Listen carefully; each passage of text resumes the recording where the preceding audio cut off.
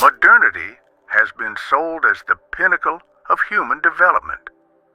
We are told that we live in the best time in history, in a world where technology has eliminated many of the hardships that plagued past generations. We can communicate instantly with anyone on the planet, access an unlimited amount of information, and enjoy comforts that were unthinkable just a few decades ago. However, despite all these advantages, something fundamental seems to be missing. Instead of feeling more fulfilled, many people experience a sense of emptiness they can't explain. We were promised a better world, but somewhere along the way, that promise was broken. From a young age, we absorb the narrative that society advances in a linear and progressive manner. We believe that every innovation brings us closer to a fuller, more comfortable, more meaningful life. However, this belief is rarely questioned. It is assumed that technological and economic development automatically equates to greater well-being. But if that were true, why do more and more people feel dissatisfied? Modernity has created a paradox. Instead of bringing us closer to happiness, it has amplified the sense of disconnection. The problem does not lie in progress itself, but in the way human existence has been redefined within this new structure. Society has transformed life into an endless race, where the goal is not to live, but to produce and consume. We are taught that the key to fulfillment lies in constant growth, in the accumulation of goods, in optimizing time, in maximizing performance. But in the obsessive pursuit of these ideals, we have lost sight of what is essential. The promise of progress also sold us the illusion of connectivity. We were told that technology would bring us closer than ever before, that it would eliminate distances and facilitate human relationships. However, reality proves otherwise. Instant communication has not strengthened bonds, but made them more superficial.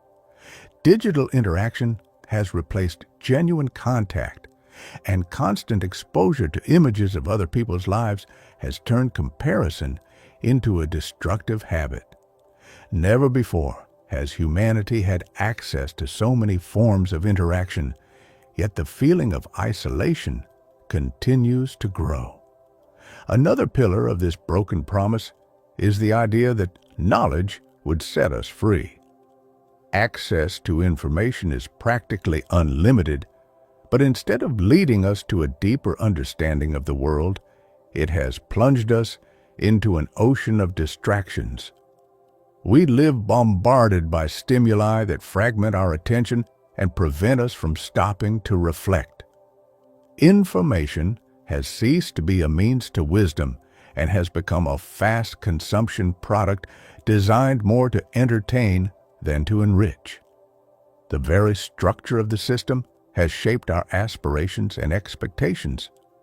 We are told that success is synonymous with status, that financial stability is the foundation of happiness, that life should be planned and measured in terms of achievements. But these goals, far from providing satisfaction, have generated a constant sense of inadequacy. Progress has imposed a mechanistic view of existence where a person's value is measured by their productivity and usefulness within the social machine. The underlying problem is that modernity has redefined the meaning of life in terms not designed for human well-being. Economic growth has been prioritized over personal development, entertainment over introspection, efficiency over meaning. We have been trained to pursue goals that ultimately do not fill the void we feel. The paradox of progress is that it has made us more efficient, but not happier, more connected, but not more united, more informed, but not wiser. This contradiction is not an accident or a mere system flaw. It is the inevitable consequence of a structure that prioritizes the functioning of society over individual fulfillment. Modern life has turned us into cogs in a machine that never stops, into participants in a game where the rules are already set, and where the only option seems to be to keep going without questioning where this path leads us. The structure of modern life has shaped people based on their utility within a system that never stops. From birth, each individual is prepared to fit into a machine that demands constant effort. We are educated with the idea that work is the essence of existence, the purpose that gives meaning to our days. However, in this model, work is rarely presented as a path to personal fulfillment. Instead, it becomes an unavoidable obligation that dictates the rhythm of life, absorbing time, energy, and health, without offering a real reward beyond mere survival. The workday is extended in subtle, relentless ways. Even when the workday ends, the mind remains trapped in worries that never cease. The technologies that promise to make life easier have blurred the boundaries between personal and professional life, keeping people in a constant state of availability. Fatigue is not just physical, but also mental. It is a feeling of ongoing wear, of being trapped in an endless cycle where each day feels like the last, with no room for pause or genuine rest. Productivity has been glorified as the ultimate virtue, and leisure has been relegated to a secondary role, seen as a waste of time rather than a fundamental need. The system imposes an invisible but persistent pressure to stay busy. Doing nothing becomes an unforgivable sin, as if existence itself depended on the ability to produce without rest. But in this endless race, exhaustion is inevitable. Anxiety and stress are not anomalies, but the natural state of those conditioned to measure their own worth based on their performance. Consumption emerges as the other pillar of this equation. For the system to function, it is not enough to work tirelessly.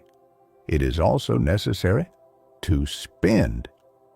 We have been taught to find satisfaction in the accumulation of goods, to see consumption as a path to happiness. But this happiness never arrives because the mechanism is designed to be insatiable. As soon as one product is obtained, the need for another appears. The illusion is created that satisfaction is always within reach, but in reality, it is a mirage that moves farther away with each step. Persuasive strategies have been perfected to the point that few people stop to question them. Advertising does not sell products, but aspirations. Consumption is associated with success, status, belonging. Each object acquired promises an improvement in life, a sense of fulfillment that never materializes. The disappointment that follows each purchase is not a mistake, but an essential part of the mechanism. Perpetual dissatisfaction is the fuel that keeps the wheel of consumption turning. This model has transformed our perception of time.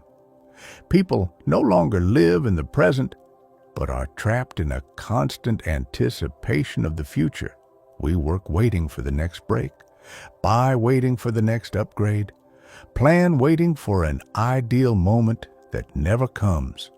The present becomes a mere means to reach a future that, when it finally materializes, turns out to be identical to the past. We live in an eternal promise of something better, without realizing that life is slipping away in the process. Human disconnection is another consequence of this model. Interactions have been commodified, reduced to transactions conducted with the same logic of efficiency and profitability that governs the rest of the system.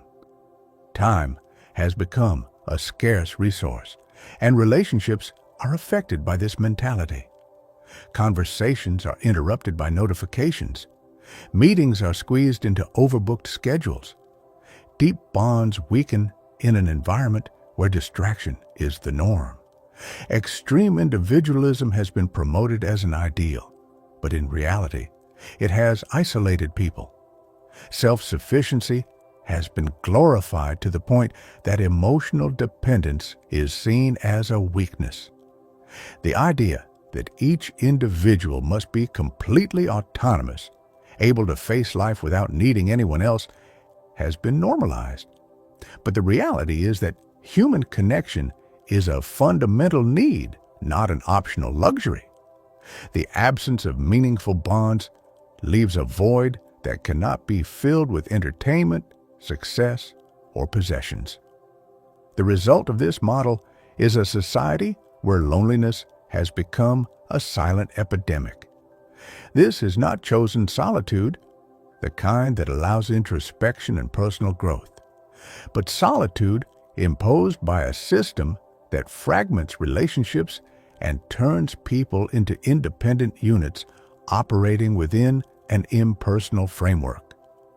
We live surrounded by others, but without a true sense of belonging. The lack of authentic connections generates a diffuse discomfort, a feeling of emptiness that we try to fill with distractions that never completely relieve it. This scenario has been normalized to the point that few stop to question it. It is accepted as the only possible way to live, as the inevitable price of progress. But beneath the surface of this apparent normality, something doesn't fit. There is a persistent feeling that something is missing, that life should not feel this way.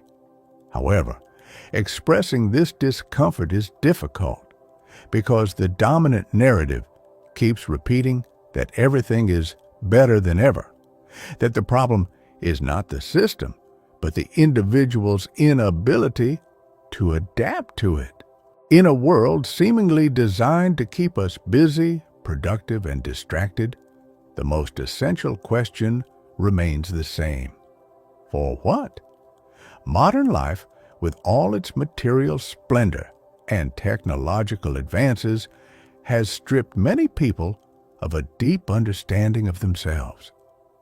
The disconnection, alienation, and emptiness felt daily are not merely side effects of a flawed system.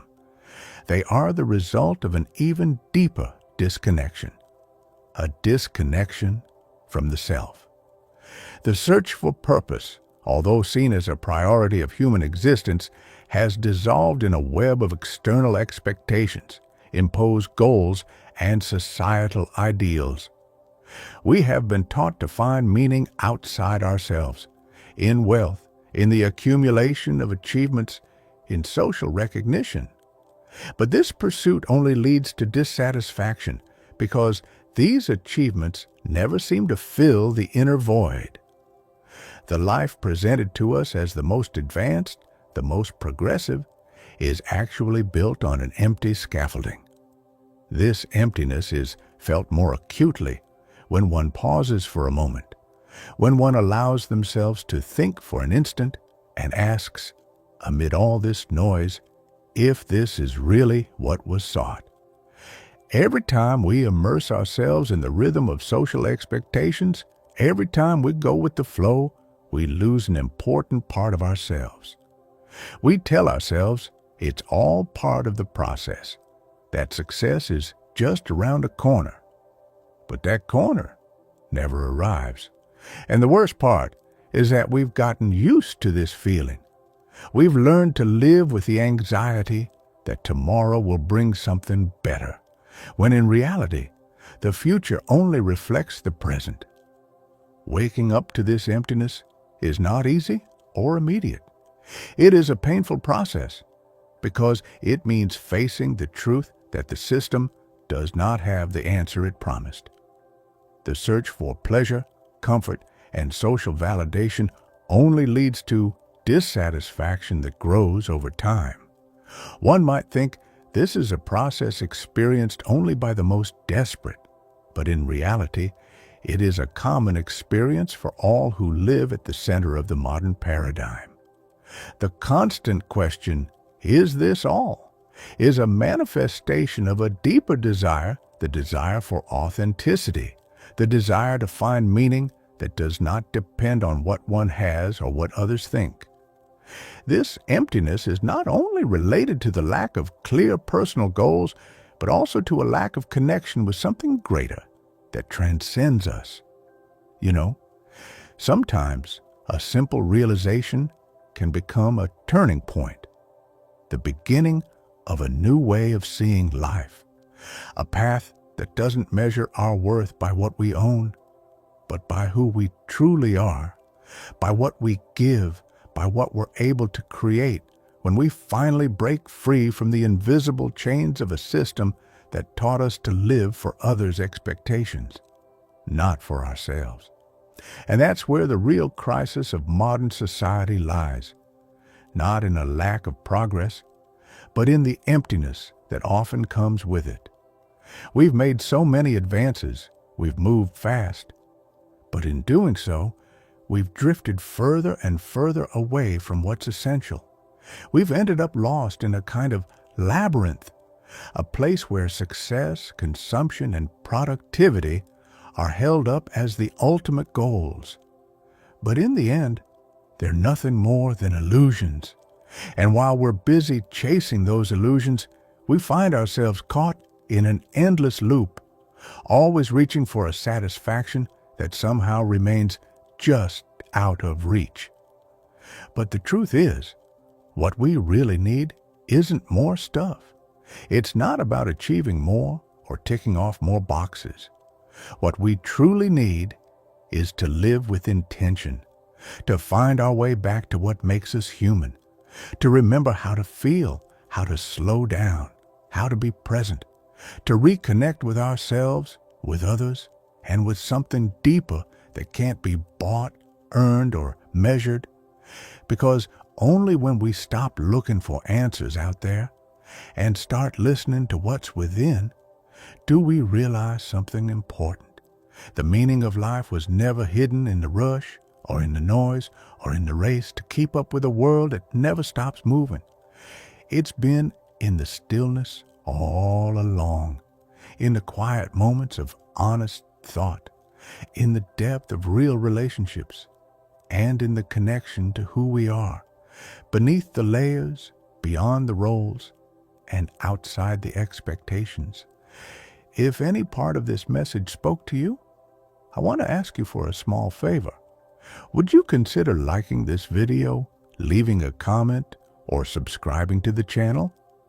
I know that little like button might seem like a small thing, but believe me, it's actually a powerful way to help this message reach others who might really need it too. And before you go, you'll probably see a couple of suggested videos pop up on your screen. I could explain what they're about, but all I'll say is they go even deeper into the ideas we've explored here.